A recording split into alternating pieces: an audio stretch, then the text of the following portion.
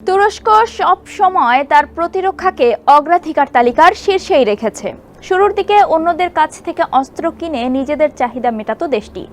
এখন আর তার সেটির প্রয়োজন পড়ে না। উল্টো বিশ্বের অনেক দেশেরই চোখ এখন আঙ্কারার বানানো কিছু যুদ্ধাস্ত্রের দিকে। ন্যাটোর দ্বিতীয় সর্ববৃহৎ সৈন্যবাহিনী এখন অস্ত্র রপ্তানিতে স্বতন্ত্র জায়গা করে নিয়েছে। ইউরোপ ও মধ্যপ্রাচ্যের বাজারে তার কিছু আইকনিক পণ্যের চাহিদাও ব্যাপক। বছরের পর বছর বাড়তে বাড়তে 2024 সালে তুরস্কের অস্ত্র রপ্তানি পৌঁছেছে রেকর্ড $710 কোটি। এক দশক আগেও যা ছিল মাত্র $190 কোটি। এই অগ্রযাত্রার নেপথ্যে কি? তুরস্কের সক্ষমতাই বা কতটুকু? কেনই বা এগুলো গুরুত্বপূর্ণ? এক প্রতিবেদনে সংক্ষিপ্ত আকারের সেসবই তুলে আনার চেষ্টা করেছে আল জাজিরা। অনেকদিন ধরেই সামরিক খাতে স্বনির্ভর হতে চাইছে পশ্চিম এশিয়ার এই দেশটি, যার ধারাবাহিকতায় 1985 সালে প্রতিষ্ঠিত হয় প্রতিরক্ষা খাত উন্নয়ন ও সহায়তা প্রশাসন কার্যালয় সাগেব। শুরুর দিকে অনেকগুলো বছর সাগেবের নজর ছিল গবেষণা ও অস্ত্র আধুনিকায়নে আন্তর্জাতিক সহযোগিতায়। কিন্তু নানা সময়ে অস্ত্র কেনায় নানান বিধিনিষেধ, কোথায় ব্যবহার করা যাবে কোথায় না, এসব কারণে দেশটি স্থানীয়ভাবে উৎপাদনে মনোযোগ সরিয়ে আনে।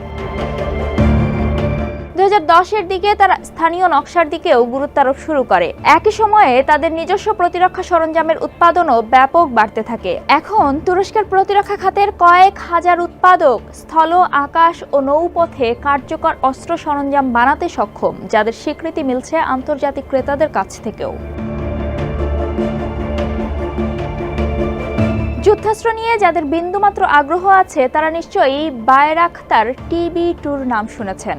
2014 সালে প্রথম মোতায়েন হওয়া এই ড্রোন এখন পর্যন্ত সবচেয়ে বেশি বিক্রি হওয়া তুর্কি প্রতিরক্ষা পণ্য।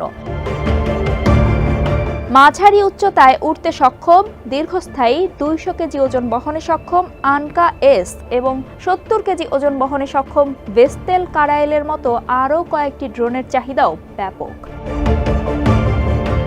আকাশপথে আসা হুমকি শনাক্ত ও নিষ্ক্রিয় করতে সক্ষম এমন কৃত্রিম বুদ্ধিমত্তা সম্পন্ন এমন প্রতিরক্ষা ব্যবস্থাপনা স্টিল ডোম বানাতেও কাজ করছে দেশটি। কাজ চলছে দেশে বানানো প্রথম পঞ্চম প্রজন্মের যুদ্ধবিমান কান বানানোরও, যা পুরনো মার্কিন F-16-এর স্থলাভিষিক্ত হবে।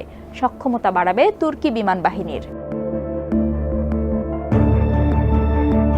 তুরস্কের সাঁজোয়া যান নিয়েও অনেকের আগ্রহ আছে। এর মধ্যে মূল যুদ্ধ ট্যাঙ্ক আলতাই বানানোই হয়েছে জার্মানির লেপার্ড ও মার্কিন আব্রামকে টক্কর দিতে।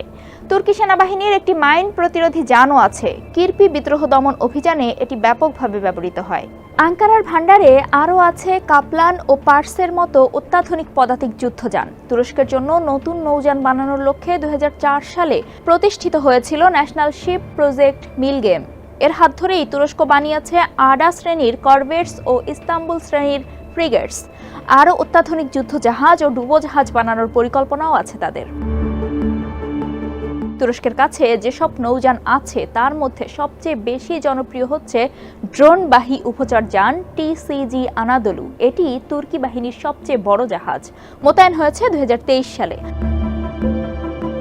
আন্তর্জাতিক বাজারে যেসব তুর্কি যুদ্ধাস্ত্র ও সরঞ্জামের চাহিদা রয়েছে তার দীর্ঘ তালিকায় আরও আছে অত্যাধুনিক গোলাবারুদ, বিমান প্রতিরক্ষা ব্যবস্থাপনা, স্বল্প পাল্লার ব্যালিস্টিক ক্ষেপণাস্ত্র, বোরা ও দীর্ঘ পাল্লার আত্মাকা ক্ষেপণাস্ত্র।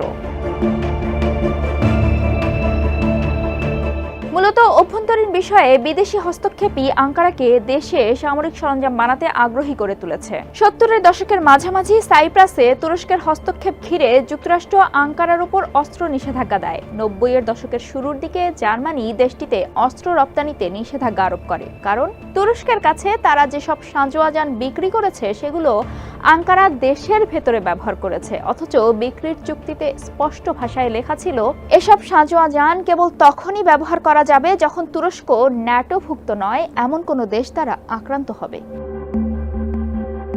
এরপর রাশিয়ার S-400 বিমান প্রতিরক্ষা ব্যবস্থাপনা কেনায় যুক্তরাষ্ট্র 2020 সালে তুরস্কের উপর নিষেধাজ্ঞা দেয়। ততদিনে অবশ্য আঙ্কারা অস্ত্র উৎপাদনকারী দেশ হিসেবে নিজেদের প্রতিষ্ঠিত করে ফেলেছে। এখন তুরস্ক জুড়ে প্রায় 3000 অস্ত্র নির্মাতা কোম্পানি আছে।